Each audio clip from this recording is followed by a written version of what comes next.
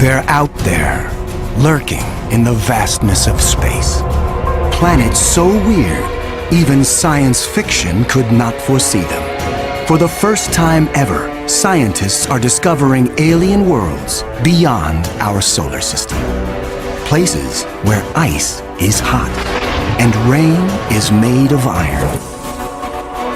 They are uncharted, unearthly, and unpredictable. And somewhere, hidden among these strange new worlds, scientists seek the greatest discoveries of all. Planets like ours, alien Earths. 35 seconds. Storage tank press closed. March 6, 2009. 22 seconds. Later, GN2 pressure go. This Delta II rocket is going through its final pre-flight check. 7.1.3. Drop 1. Engine start, 1, 0, and liftoff. It is the start of an extraordinarily ambitious mission.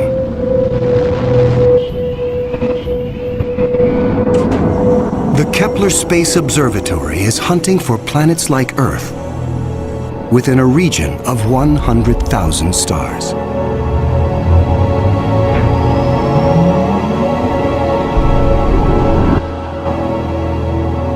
It is the culmination of a journey that began more than a decade ago with one of the most profound scientific discoveries ever made.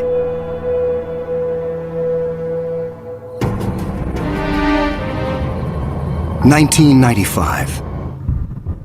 Swiss astronomer Michel Mayor and his team make a routine observation of stars in the constellation Pegasus, located 50 light-years away. But the instruments show something strange. One star is violently lurching and wobbling. What we discovered, it's one of these stars have a velocity changing with time. What is powerful enough to disturb a star the size of our sun? Mayor offers a radical answer: a planet. But no one has ever seen a planet around another sun-like star. Problem in detecting planets around other stars is that as a planet orbits a nearby star, that planet gets lost because of its feeble light in the glare of the very bright star.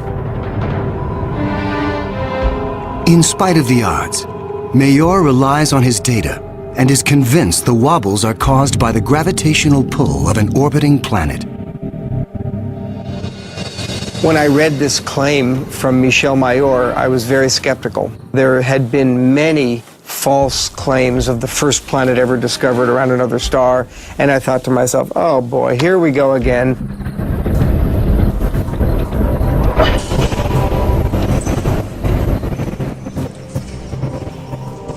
So I decided to observe the star on 4 consecutive nights.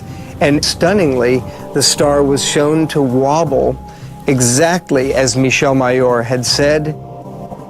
Michel Mayor and his teammate Didier Queloz announce their discovery. It rocks the scientific community.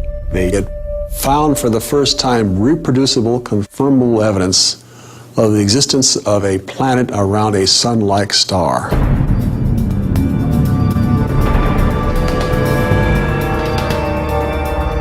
Officially called 51 Pegasi b, the planet is nicknamed Bellerophon in honor of the Greek hero who tamed the winged horse Pegasus. It is a planet that breaks all the rules. Bellerophon roasts in the blazing starlight at temperatures of roughly 1,800 degrees Fahrenheit.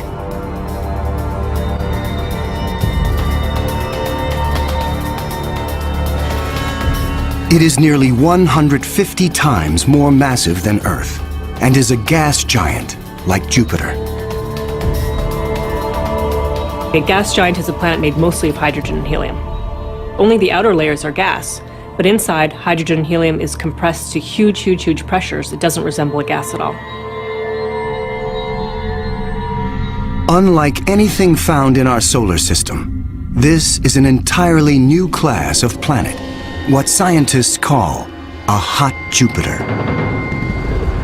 If you go to Hawaii and see the lava flow there, that's how hot a hot Jupiter is. It's very, very hot. The Earth is a comfortable 93 million miles away from the Sun. These hot Jupiters are roughly 100 times closer, and so the amount of sunlight that they get is 10,000 times larger. If this represents a star, and this a hot Jupiter is 3 to 4 stellar diameters away from the star. So that would be 1, 2, 3. This is how close a hot Jupiter would be to its star. Hot Jupiters are tidally locked.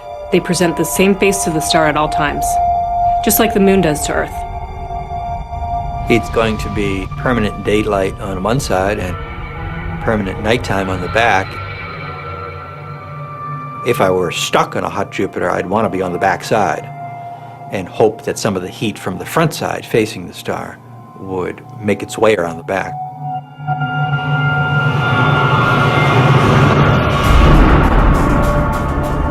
The variations in temperature make Bellerophon's atmosphere extremely windy. The wind howls at thousands of miles per hour, far beyond anything we could ever withstand. The heat blast guarantees water vapor cannot exist. But that doesn't mean there is no rain. It's far too hot for water liquid clouds to form here. But instead, these clouds would be made out of iron. Iron vapor can exist at temperatures much higher than water. And because of that, things could get a little messy.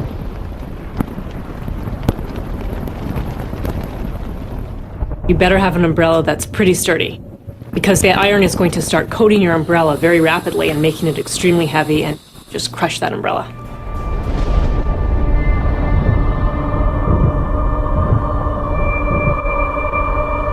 The sky overhead is filled with dancing curtains of color. Charged particles from the nearby star make auroras far more extreme than the northern lights on Earth. There is something even more unique about this newly discovered world. Bellerophon orbits its sun in a blistering 4.2 days. No self-respecting planet goes around a star in 4.2 days. None of the planets in our solar system take such a short amount of time.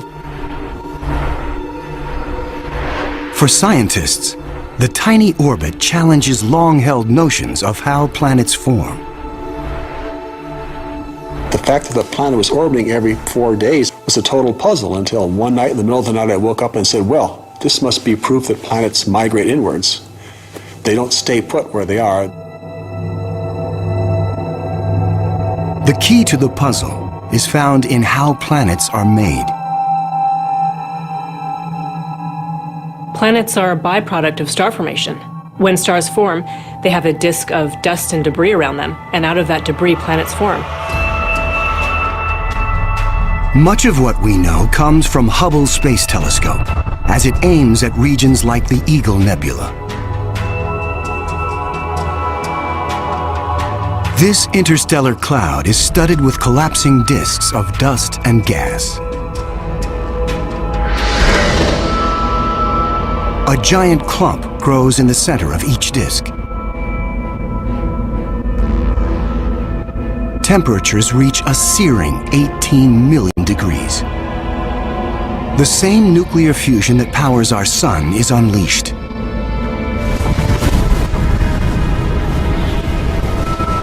The star is born.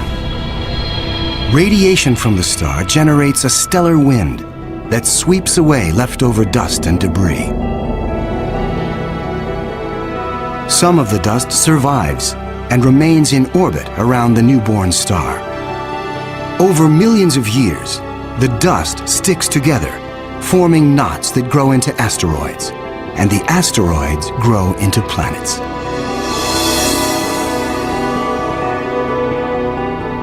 These planets migrate through the disk until they find a stable orbit. This is why Bellerophon is so close to its parent star. But one newly discovered world has found its stable orbit in a place no planet should ever go. 2001. Hubble Space Telescope is directed to an obscure star some 150 light-years away from Earth, in the constellation of Pegasus. This is the same region where Bellerophon was found 6 years earlier. Hubble is tracking another hot Jupiter, discovered by astronomer Geoff Marcy. But this one is different from Bellerophon. You've probably heard of the planet HD 209458b. It's a terrible name. A terrible name for a terrible place. HD 209458b has been dubbed by some as Osiris, after the Egyptian god of the dead. Osiris is over 200 times more massive than Earth. It has migrated perilously close to its sun, at a mere 4 million miles from the blazing solar surface. Osiris broils in a planetary hell. The average daily temperature on Osiris is over 2,000 degrees. Forget global warming. This is global frying, and it causes Osiris to lose an estimated 550,000 tons of air every second. There's a leak of gas, a steady stream of hydrogen and helium, and that's making a big, huge cloud all around the planet. Its atmosphere is bleeding into space. Scientists speculate that a colossal trail of gas spirals behind the planet for thousands of miles. Osiris presents an unprecedented opportunity for astronomers. Using Hubble, they analyze the alien planet's bloated atmosphere. This is the absolutely first time where we could tell what is the composition of the atmosphere of an extrasolar planet.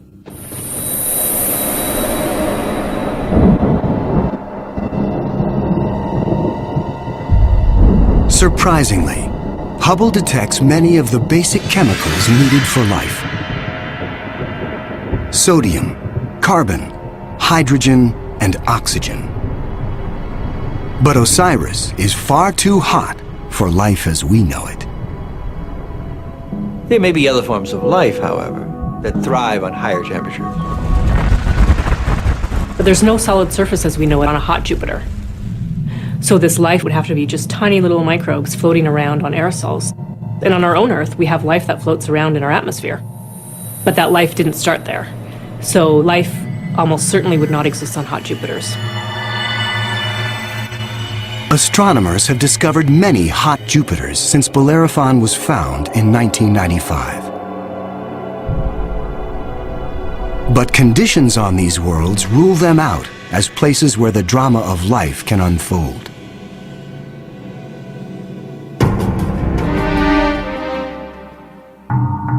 One of these gas giants is a planet that teases the rules of evolution.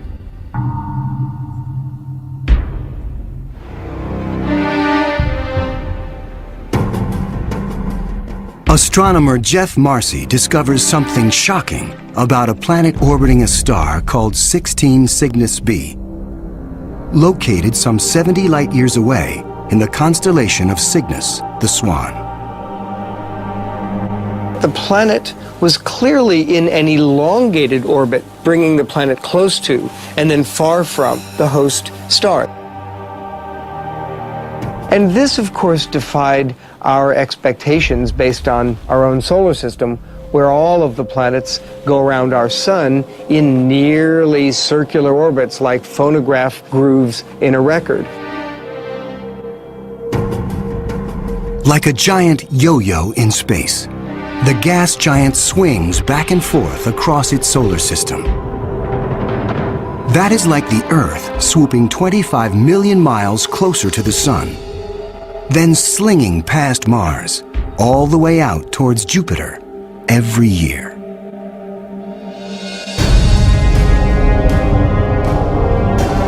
And like all of the gas giants in our solar system, this yo-yo planet might have an entourage of moons. Marcy speculates that one of these moons could be similar to Earth. And here's where the interesting story begins. Imagine a rocky moon with lakes, oceans, maybe streams and waterfalls on the surface. The moon orbiting its planet, the two of them orbiting the host star. Unlike the airless moon that circles the Earth, this moon is a world with extreme seasons. On Earth, the seasons are caused by the tilt of our planet. Here, they are caused by the elongated orbit. These poor planets that are in these elongated elliptical orbits suffer terrible changes in their climate throughout a year. As they make their closest approach, the yo-yo planet and its moon are blowtorched by the star. Summer begins. The atmosphere on the Earth-like moon is savaged with raging storms.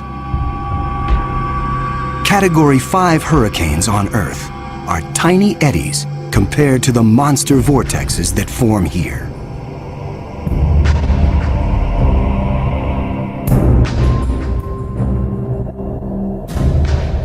The clouds thicken as the water evaporates. Temperatures rise dramatically.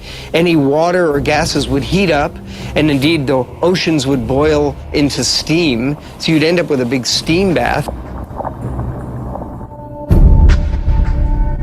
During the peak of the summer, the entire moon is smothered in 800-degree temperatures.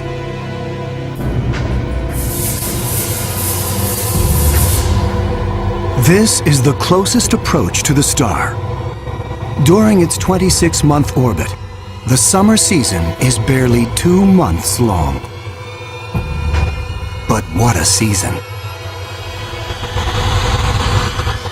The planet and its moon swing away from the furnace of the star. Temperatures fall to ranges we would find temperate and comfortable.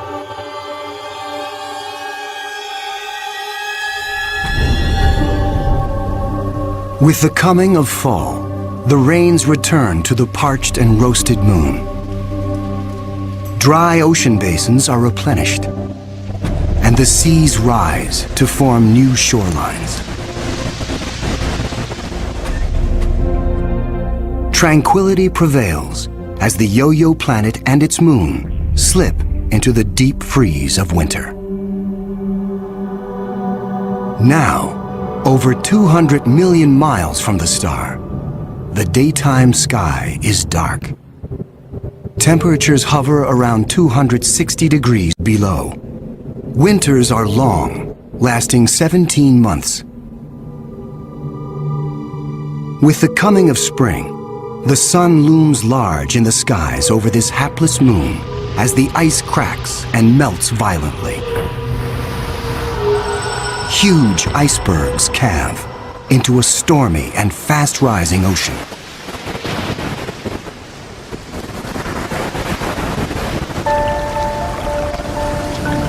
For 2 preciously short periods, during the spring thaw and the autumn rains, the climate on this Earth-like moon is balmy and comfortable.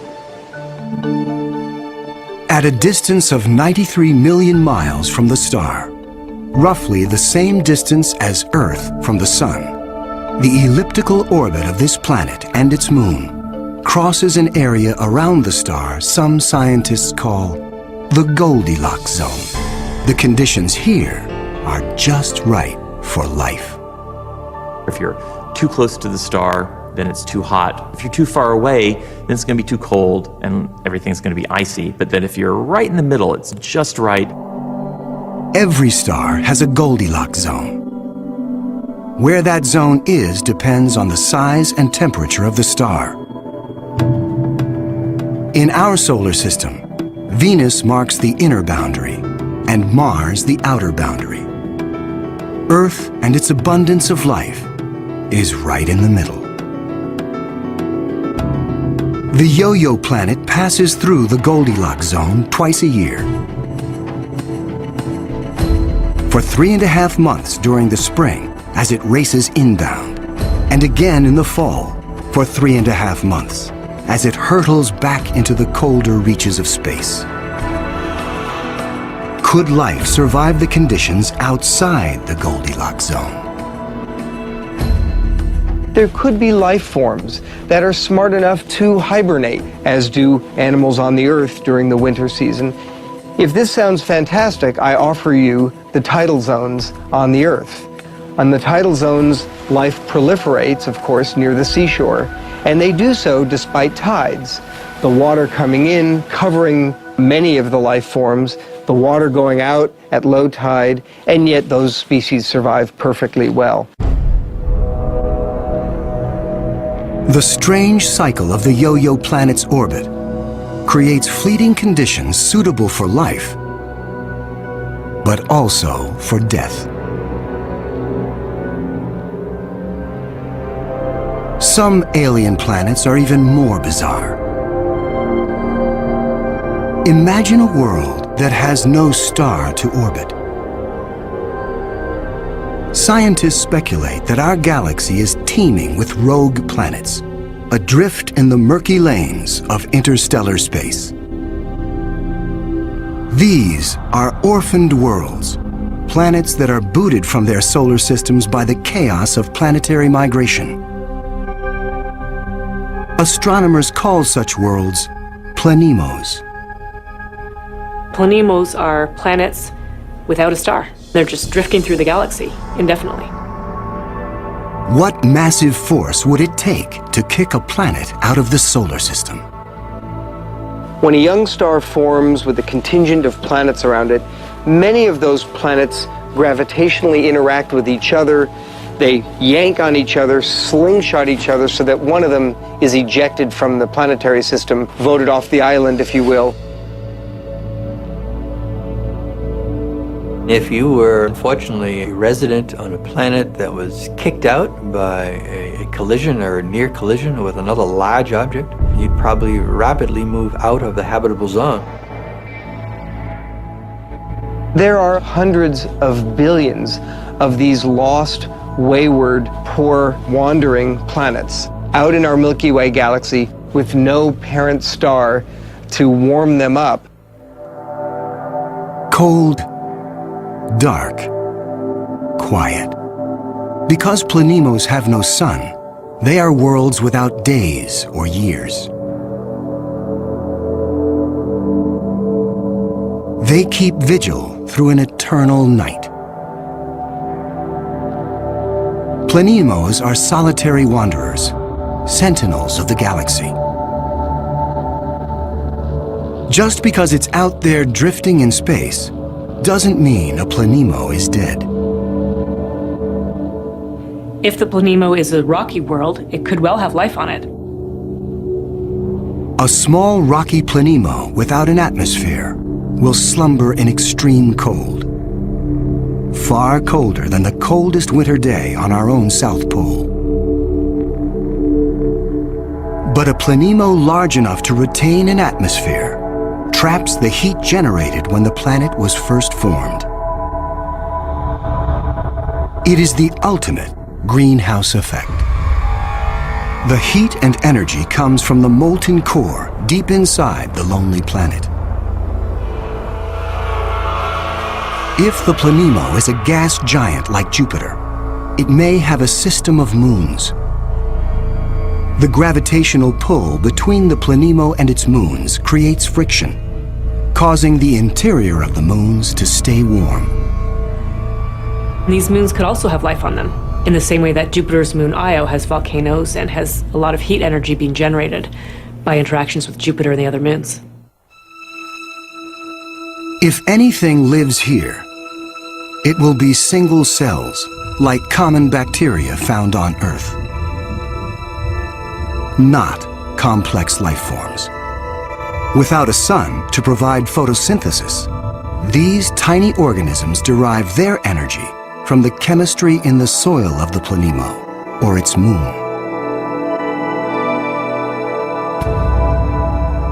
On Earth, there are similar conditions. Colonies of bacteria are found deep within mine shafts in South Africa. They have no access to oxygen nor light, and survive entirely on the chemicals they make from the surrounding dirt.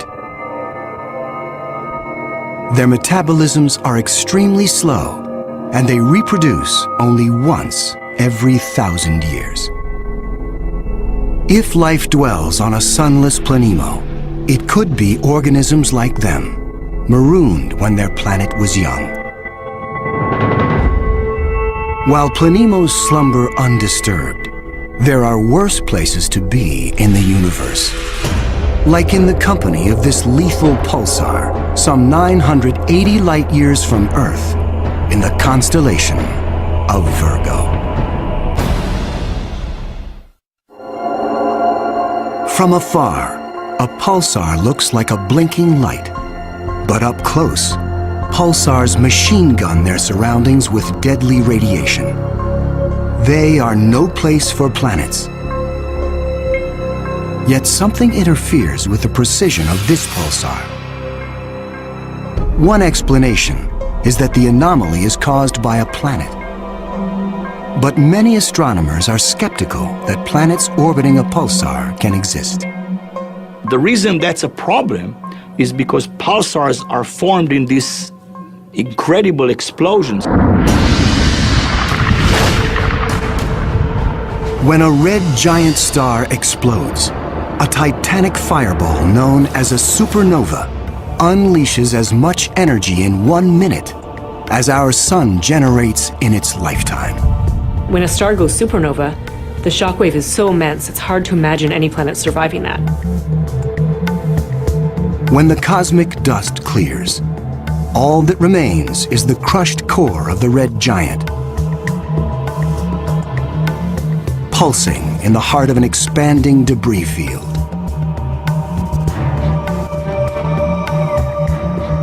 Matter blasted from the colossal explosion falls back to the pulsar and forms a disk. Within this chaos, a new world arises, born of fire and destruction. A planetary zombie raised from the carcass of the former red giant star. It's amazing that planets could form in that environment. A planet orbiting a pulsar will give you the feeling of being in a disco bar with a very strong strobe light, which is the pulsar. Radiation from this stellar beast breaks down the organic molecules needed for life. The pulsar has these very strong magnetic fields that are being spun around as the star is rotating quickly, and it's picking up any material, electrons, protons, and speeding them up and slinging them out at high speed. So it's like a solar wind with a vengeance. I can't imagine that there would be much of an opportunity for even simple life, microbial life, to emerge and to flourish on a planet around a pulsar. Largely because if you were in the pulse, you'd be severely energized, and if you were not in the pulse, you would be completely devoid of energy.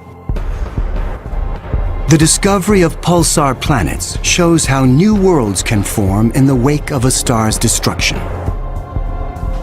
No matter where a planet arises, the process of its birth is fraught with danger.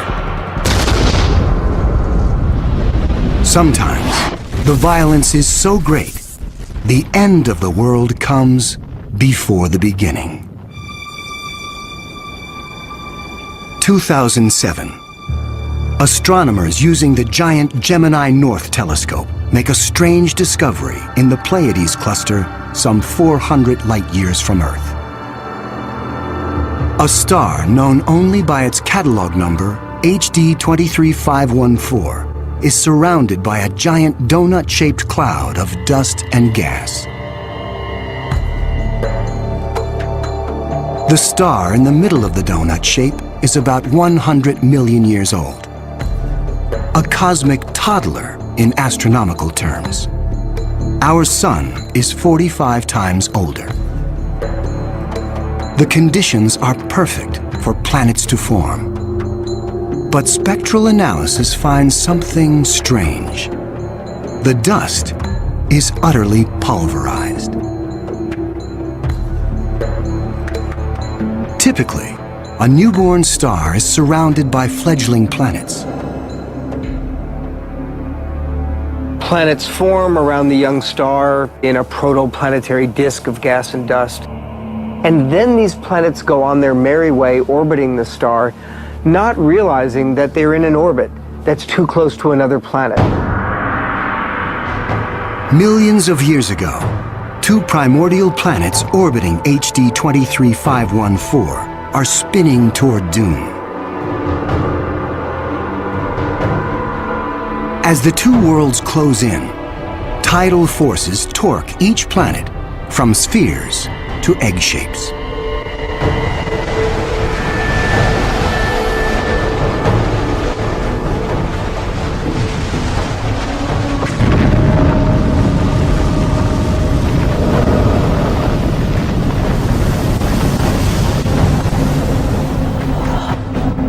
Nothing remains. The two worlds are annihilated, creating the dust and debris seen around star HD 23514. 4 billion years ago, a similar apocalypse came to Earth. A Mars-sized planet forms in roughly the same orbit as the newborn Earth. Like the planets at HD 23514, Earth and this Mars-sized body are barreling toward each other. If you happen to be unlucky enough to be standing on a growing planet when it was in the process of still becoming the Earth, you might wake up one morning and notice that the sky was getting darker and darker as a Mars-sized body was coming at you within a period of less than an hour.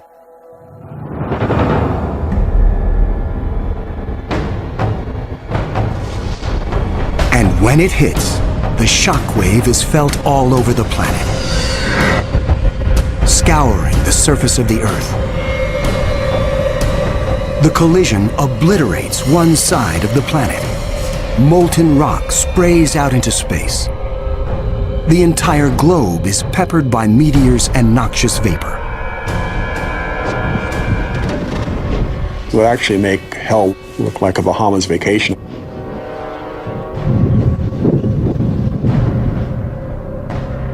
The debris field from the collision coalesces and forms our moon.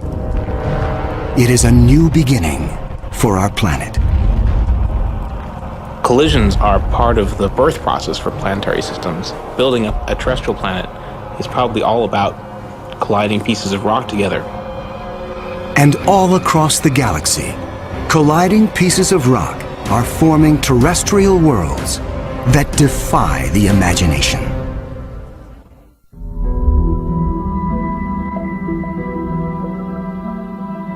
There is a new planet out there, a planet we were not aware of existing before. It is not just one planet.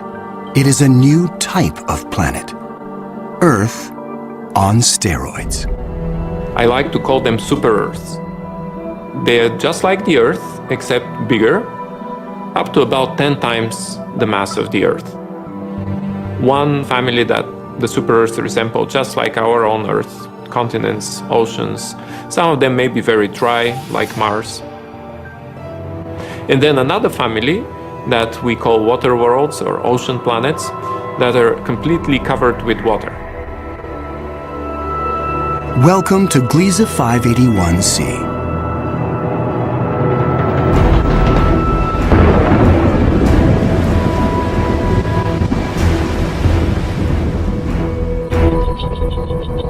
This planet was found by Michel Mayor, and it orbits with 2 other planets around a very small star. It's only 20 light years away in the constellation of Libra and is one of the smallest terrestrial planets found beyond our solar system. That doesn't mean Gliese 581c is small. It's still a super-Earth with 5 times the mass of our home planet. But it's the possibility of liquid water that excites scientists. An ocean planet feels like being in the middle of the Pacific Ocean, with no land inside, just water, puffy white clouds, and blue sky above you. The winds on the ocean world are going to be similar to that of the Earth, so it will be a very good place to sail. The weather's absolutely perfect. Every day you get a clear blue sky, and the sun just stays in the same place. Now, how's that for weather prediction? No land anywhere. Even miles beneath the surface. This water layer would extend very far down, at least a quarter of the way down in the planet. But as we dive deeper into the sea, the pressure builds. At 35,000 feet below the surface, we pass the point where the deepest oceans on Earth bottom out. We pass the 100,000-foot mark.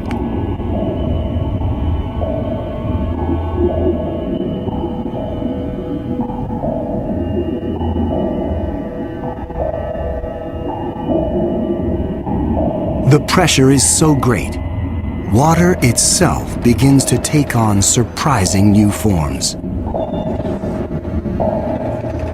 At a depth of 10 times the greatest ocean depth on Earth, we reach the bottom. When you have a large amount of water, then at the bottom of an ocean, you will form very high pressure in excess of 1 million atmospheres. And that pressure will compress the liquid water, that is the ocean, into a state which we call Ice 7.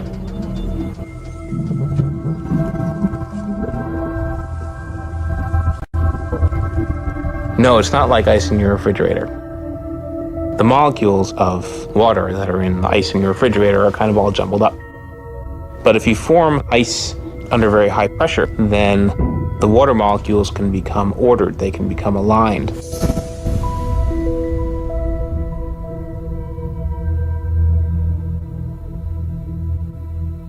I can show you a crystal that is a very good analog to Ice 7. This is halite, also known commonly as rock salt. Ice 7 may exist within our own solar system. Europa, a moon of Jupiter, could possibly have a mantle of liquid water surrounded by a thick, icy crust. The pressure from the crust is so great that Ice 7 might exist deep within these uncharted seas. If we scale up and thaw out Europa, it could be a water world similar to Gliese 581c. One could imagine that life could emerge on a water world. After all, water is essential to life on Earth. Everywhere on Earth where there is water, there is life. You cannot find a sterile drop of water on Earth unless you put it in the microwave yourself. On this water world, there could be bacteria or any kind of life in the ocean itself. But not all of the super-Earths are water worlds teeming with life. When we talk about super-Earths, we talked about 2 major families of mostly rocky with some water and mostly water with an endless ocean. But one has to add to those a 3rd family of probably very rare super-Earths and Earth-like planets, which are called carbon planets. A carbon planet is unlike anything we've ever seen anywhere. A place with an alien chemistry, but loaded with very earthly treasures. Throughout our galaxy, there are planets barren and poor and inhospitable. But science is on the trail of a new type of planet, an entire world of treasure. In our own solar system, in our sun and in all the stars nearby, there's always more oxygen than carbon. But if we think of a place in the universe where there's more carbon than oxygen, then planet formation is very different. Spectral analysis shows carbon to be far more plentiful, 26,000 light-years away near the center of our galaxy. Planets that form here may contain a rich abundance of carbon. The morning sky on a carbon world would be anything but crystal clear and blue. I'm picturing a yellow haze with black clouds of soot. And as you descended farther down in the atmosphere, I could imagine lakes that were made out of compounds like methane or gasoline. I'm picturing these bubbling, foul-smelling pits of black ooze, like an oil well. With little or no water in the atmosphere, the air is made of carbon compounds. Methane, butane, pentane, benzene, all these different kinds of carbon compounds that separate out when you refine gasoline. One day it might be raining benzene. The next day it might be raining butane. Alien as carbon planets might seem, the air quality could be familiar to some. The air in a very benzene-rich planet will resemble that of LA. A lot of small particles that unfortunately we are quite used to from the exhaust of cars. Despite the pollution, carbon planets could come with a sparkling upside. You might see diamond because the planet may have substantial quantities of pure carbon that it's formed out of. And pure carbon, when you compress it, tends to form into diamond. The secrets of exotic planets like these are waiting to be discovered all across the galaxy. But astronomers won't be satisfied until they find the Holy Grail. A planet like our own, one that sustains life, the next Earth. People always ask me, do I think we're going to find another planet like Earth? And I answer, absolutely. Every star probably has planets roughly the same size as our Earth. We think that essentially every star has several Earth mass or super Earth mass planets. So if you have, say, 200 billion stars in the galaxy, that may mean there are 400 billion Earths in the galaxy or more. 400 billion Earths. The Kepler Space Observatory is the first instrument capable of finding one of these planets. Kepler is looking at the constellation Cygnus in the night sky at 100,000 stars, taking picture after picture after picture, minute after minute. And the goal of Kepler is simple: to look for stars among the 100,000 that dim. When a star dims slightly, it means a planet passes in front, blocking some of the light. How long the star dims and how much light gets blocked will tell scientists about the size of the planet and the distance from its sun. A good analogy for this is looking for the dip in the light that you would see from a searchlight if a small moth flew across the searchlight. And so it's a really tiny dip in the light as the planet transits. It is a very powerful technique because it allows you to discover planets that are even smaller than the size of the Earth around stars similar to the Sun. It is a technique that is changing the course of science. We think we may be able to find a planet that is habitable in the next few years. Scientists estimate the Kepler mission will find a minimum of 50 alien Earths. One of the big questions that anybody looking for life beyond the Earth is facing today is, what if we don't recognize life even though we discover it? Conditions on an alien Earth may cause life to evolve differently. My hope is that we'll see some sign that will make our hairs stand up on the back of our necks. Whatever that sign is, it will be the first chapter on the greatest scientific story ever told.